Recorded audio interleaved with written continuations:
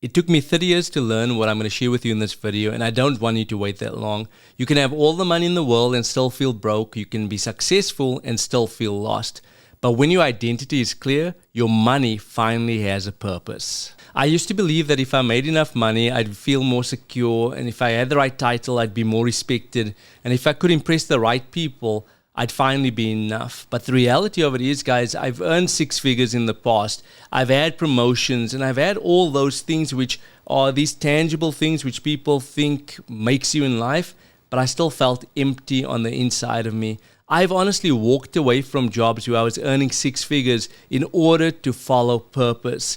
And I'm going to share with you a bit of what that means in this particular video and why I feel that many of you watching this video might be at a crossroads at this point in your life, knowing that you're chasing the dollar or the corporate ladder, but you still feel that emptiness on the inside of you. And hopefully what I share with you will actually help give you the courage to step out and to pursue your purpose. It's taken me years to realize that I was chasing a version of wealth that wasn't real wealth, but what I have today is what real wealth actually is. So money can buy you many things. It can buy you that nice holiday, that nice car, but what it can't buy you is peace. In addition to that, it can't buy you time with your kids or with your spouse, and it definitely can't fix a broken marriage or a soul that just feels like it's running on empty.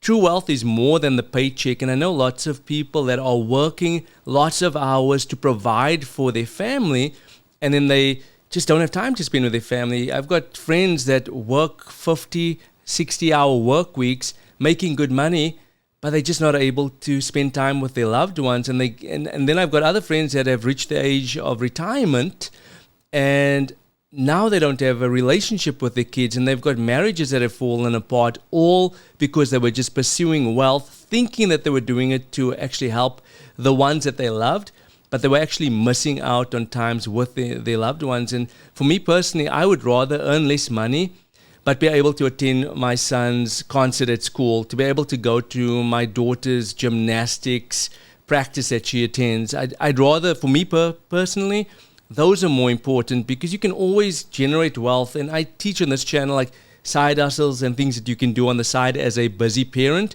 so that you're not taking away time from your loved ones.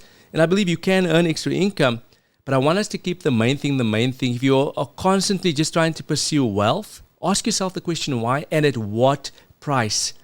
Am I doing it for my loved ones, but I can't spend the money on my loved ones? Is it affecting my relationships? Maybe in this season you just have to pause and actually prioritize the ones that are truly important to you.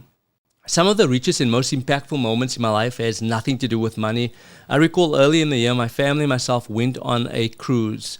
And on two separate occasions, my kids came up to me and they said the same thing. I was alone with my daughter the one time when she said it, and the other time I was alone with my son, and he told me this.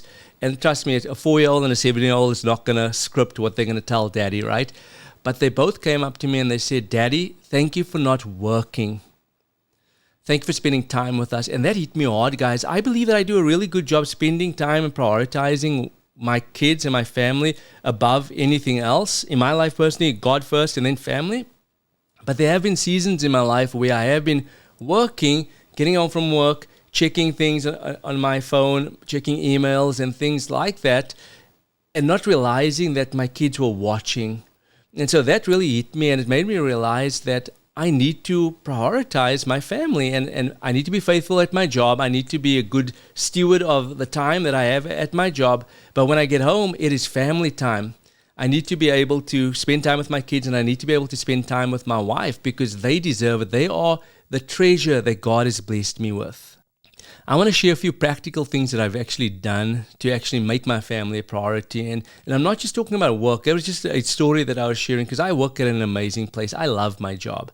But the point that I want to point out over here is that your situation might not be work. It could be something else. Do you get home from work after a long day and you go to your device and you end up spending an hour scrolling on your phone? I'm not saying you shouldn't be doing that, or spending time on your phone. But what I'm saying is maybe take time out and have a rule in your house that for the first 2 hours of being home, we don't touch our phones. We don't watch TV, but we spend family time together. Some of the richest moments that we've had in our house is where the TV's been off, the devices have been down, and we're just sitting outside drawing on the concrete with crayons or with chalk. Or other times when my kids were drawing things and I could come and participate with them, or playing hide and seek in the house. Those are moments that you can't put a price on. I know that my kids are still young, but time is flying and they're getting older. And I hear so many stories from older people saying, time flies, and they wish that they had spent more time with their kids and investing into their marriages. And so I'm committed, guys, to do that. So I'm purposing not to spend a lot of time on my phone. I'm purposing to have date nights with my wife and to taking my kids out and making memories and doing things around the house and not allowing technology to dominate and dictate what it is that we do. Another area in my life that I had to stop caring about was what others thought of me. So I wasted years of my life as a teenager and even in my 20s where I was worrying about what other people thought about me. I was concerned about what I looked like and what they thought about what I looked like, what I drove, and what success actually looked like to them.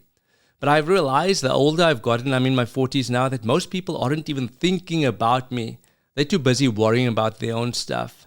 I know some of the decisions I made in my younger years was based on I wanted certain stuff because I wanted to be with the in crowd. And if you are younger, guys, they don't care. 20 years from now, you're probably not even going to know those people anymore. You might be in a different part of the world. You might be in a different city.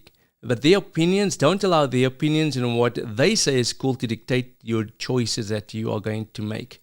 You are worth so much more than what others think of you. I remember also driving my first car that I bought, and it was a tiny little Chev Spark, but I was embarrassed. I mean, God had provided this car for me, so instead of being grateful, I was embarrassed at times because a lot of my peers were driving BMWs or brand new cars, whereas I didn't have the means to be able to buy a quote-unquote nicer car. So instead of celebrating my car, I compared it to other people. And so because I thought that they cared and they were laughing about what I possessed and what I owned.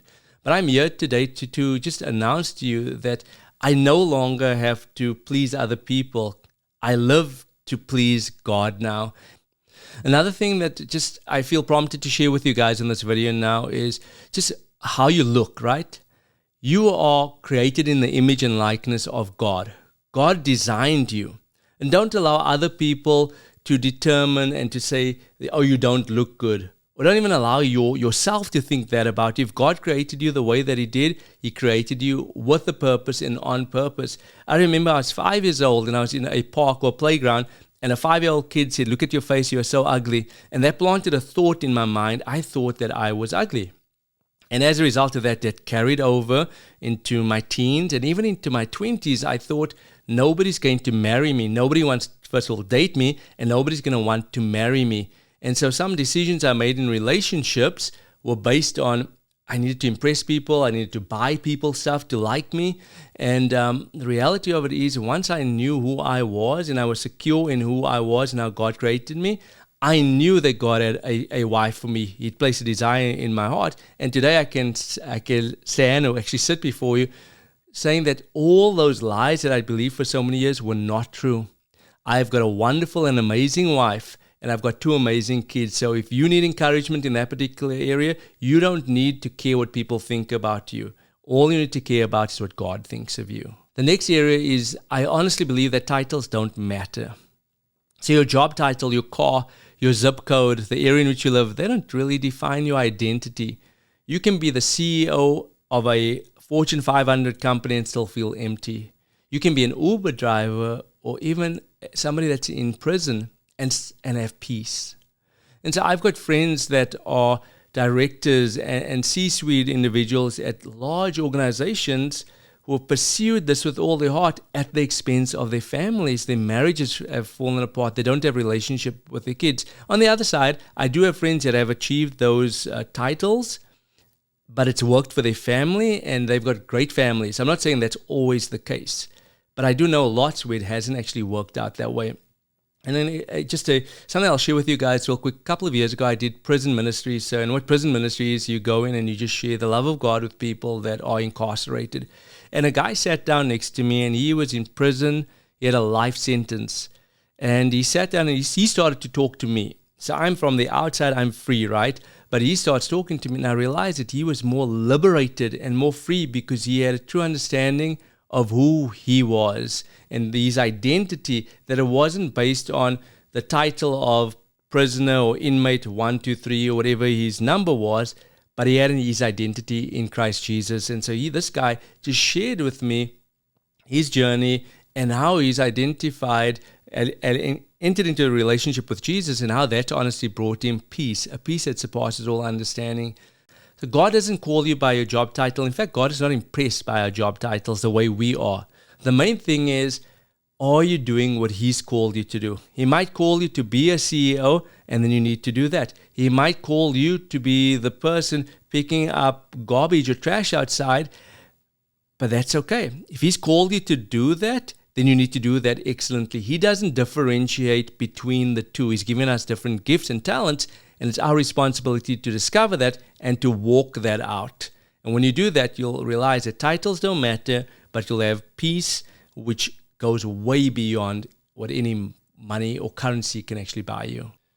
So at the end of the day, my hope isn't found in my income. It's not found in my business or my side hustles. It's not found in the stock market, which can go up and down. But my hope is found in Jesus. And so in 2004, I actually had the privilege of asking Jesus into my heart. And from that day onwards, guys, I've had a peace like no other. And I'm not saying that life is perfect, that everything always just goes my way, but I've got somebody who I can go to with my issues, with my troubles, with when I'm feeling down, who uplifts me. I now have a purpose. I know what my purpose is. I know that I'm called to be a faithful husband, to be a faithful father, to help people in their personal finances, which I do on some of my YouTube channels and with my videos and with the programs, to help liberate people in that particular area. But ultimately, I know what my identity is and in whom my identity is found. If you're feeling lost and you feel like there was something in this video that spoke directly to your situation, Jesus is more than enough. Jesus is the answer. And I'm not promising you a perfect life, but what I am promising you is a peace that surpasses all understanding. He's not just part of your financial plan. He is the plan. He's the foundation of everything. And when you step into his plan for your life, everything will be taken care of.